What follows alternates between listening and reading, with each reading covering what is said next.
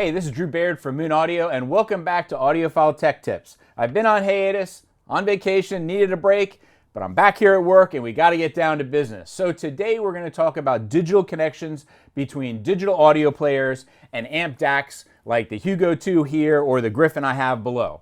Drew, why do I need an amp DAC to go with my DAB? Well, we're not going to necessarily get into all the bread and butter on that, but what I can say is as an audiophile, we're always looking for perfection and we're always trying to improve to get the best sound possible. So in some cases, you might want to use your DAP on the go by itself some days, but when you want super high-end audio, you add something like this Hugo 2 to the mix and you can really tear up good sound, okay?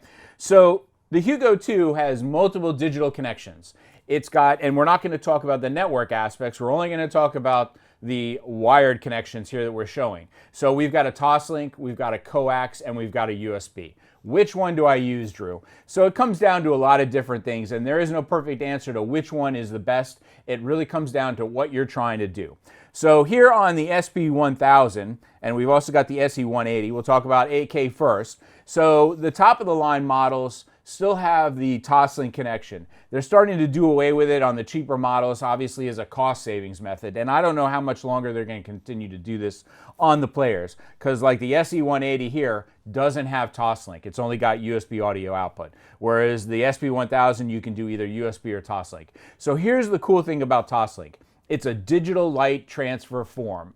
So there's no electrical current traveling from your AK player to your Hugo 2 or whatever DAC that you're using with it. So essentially, any kind of noise that may possibly be generated via the power supply, anything going on in this DAP, is not going to get transferred to your amp DAC. So this can be a really good thing. There are some negatives about Toslink. So Toslink usually caps out, depending on the Toslink receiver chips in your DAC amp, maybe at 96, maybe at 192. Here's an even further caveat.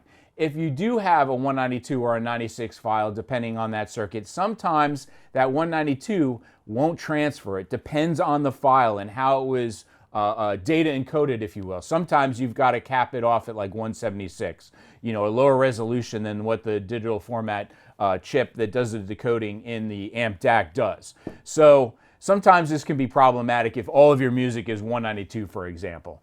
Most of the time it's not an issue, but every once in a while there might be a file that won't play. This doesn't mean that your Toslink cable is bad. It just means that potentially that's one of those files that's just going to be problematic.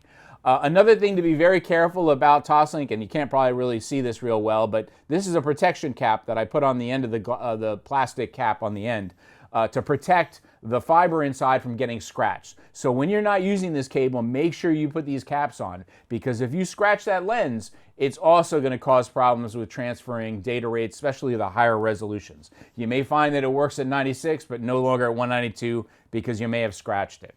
So next we're talking about the SE180 here. So this one's only got a USB output. And all digital audio players that we sell, iBasso, Astel & Kern, Sony, almost all of them have a USB digital output. Now the great thing about USB is it doesn't care about the format, the resolution to a certain degree, right? We can do PCM, we can do DSD, we can do 96, 192, 384. As long as the decoding DAC chip in your amp DAC can take care of that resolution, then you're not limited by any formats based on the circuit design the way you are with Toslink. You can also do DOP, you can do native DSD, again, depending on the circuit design. So USB is a much more flexible conduit, if you will, to get the signal from one device to the other. So I probably use USB more than anything else. Do I think that it sounds better than maybe Toslink? And we'll talk about coax in a minute. In some cases, no. In some cases, yes. It really depends on the components. Now here you'll see the Griffin here. I've got a lightning connection.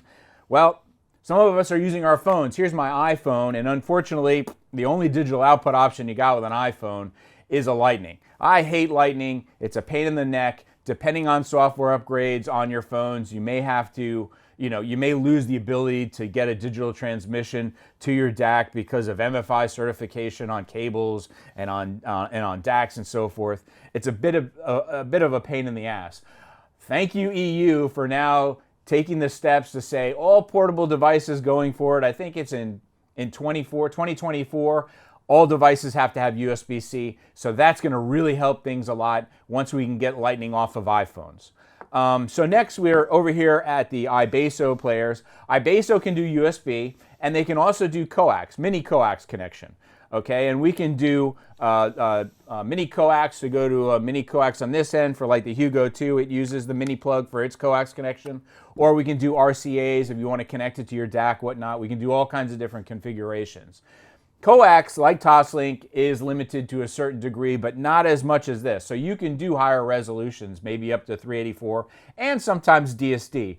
Most players won't output DSD audio through coax. It just really depends. Usually the uber high-tech home audio transports will do higher resolution than 192 with coax. It really depends on the circuit design.